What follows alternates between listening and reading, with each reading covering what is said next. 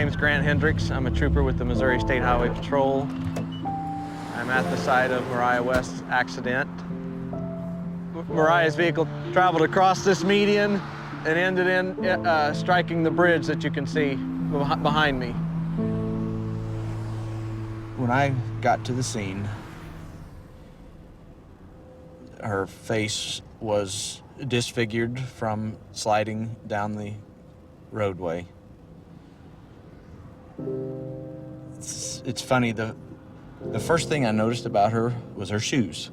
Lying in the roadway in a large pool of blood, I noticed her shoes and I thought, this is a young girl. That's the first thing I thought when I saw this. And at that point is when I noticed her cap and gown was still in her car.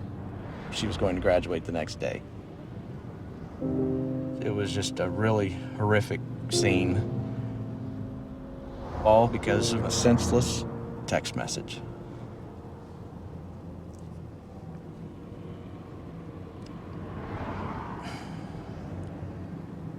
It's just sad. Sorry, it's just sad.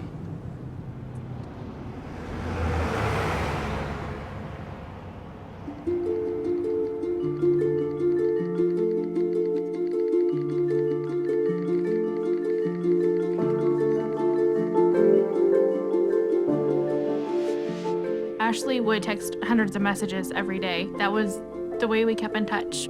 We would definitely text more than we talked. Mariah was a multitasker extraordinaire. She could text better than anyone I know. She could be having one conversation with me, completely focused, while having a text conversation with somebody else. When you do something 7,000 times a month, you tend to learn where those 26 letters are. We would be at school, at home, movies, bowling, driving. not even looking at her phone. Just simple, Insignificant. Useless bullshit, whatever it may be. about anything and everything. Just a way to pass the time. It didn't matter where we were constantly texting. This is my sister. She was looking at my message that I had just sent her.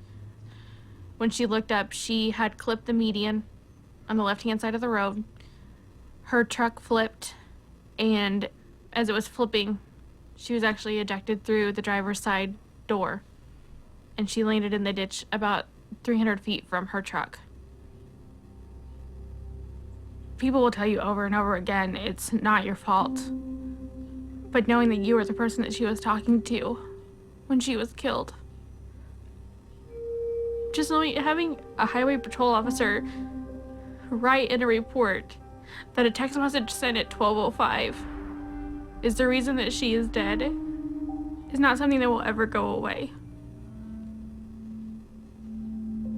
If I could talk to her one last time, I would just say, I'm sorry.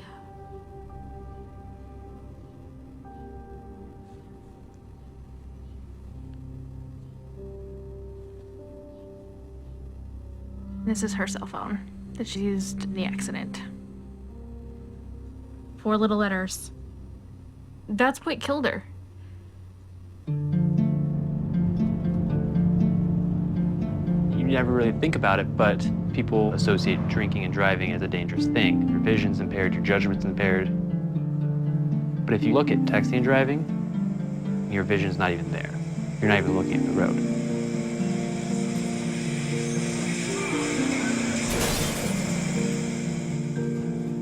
If someone were to ask me to drive down the road and close your eyes for 5 seconds or 6 seconds, I would never even attempt that.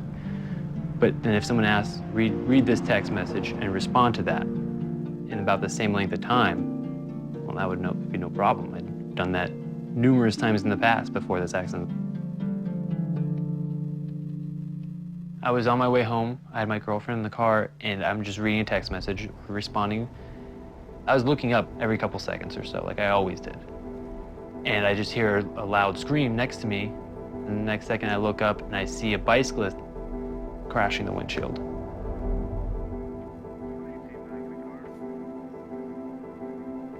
When I got out of the car, he didn't have a pulse, he wasn't breathing. He wasn't alive. There are no words to describe the level of grief, the level of depression and self-hatred I was going through.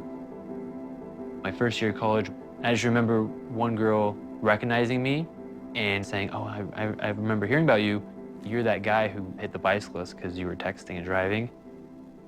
That was actually the day before I ended up going to the hospital for emotional problems. I sent one stupid, meaningless text, LOL, and killed a man.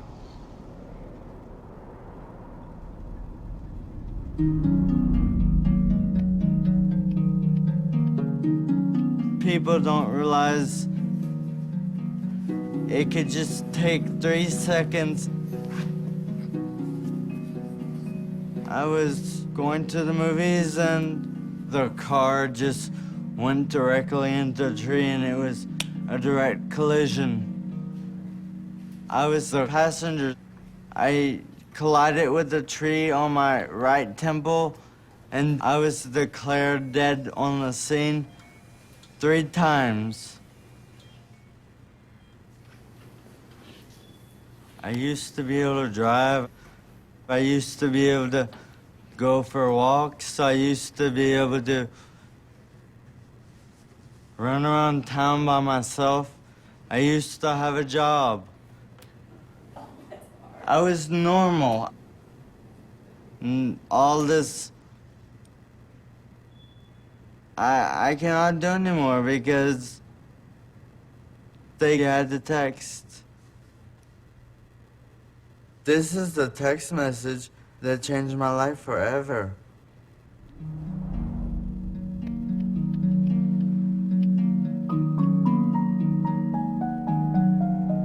The day before her graduation, my daughter drove to go meet a boy, and she never made it. Today, she would have been 19 years old, exactly. Mariah never wanted a minute to go by that she wasn't doing something. She wanted to do everything all at one time with friends and family and just having a good time. That's what she loved. Friends would tell me from school that, you know, the best part of the day at school was Mariah coming down the hall because she'd stop to give everyone a hug.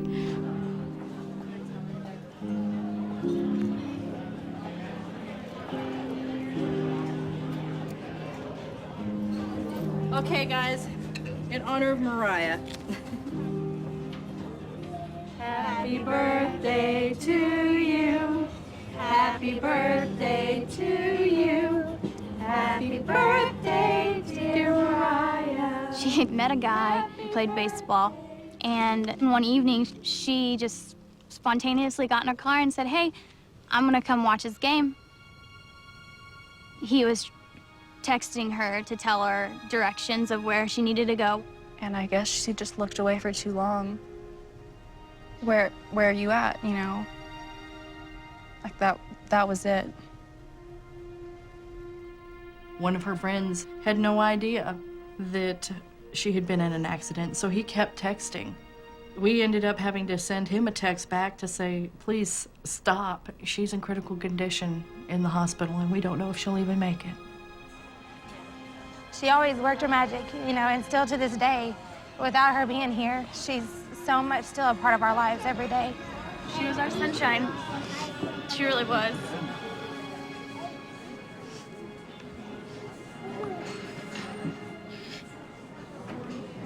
She was. It's a simple text message. Where are you at? 3 simple words. She paid the ultimate price for her actions. I've had to do this more than once. Mariah is not the only victim that I've dealt with. And it never gets any easier. And it won't get any easier. What is worth losing your life over? That text message?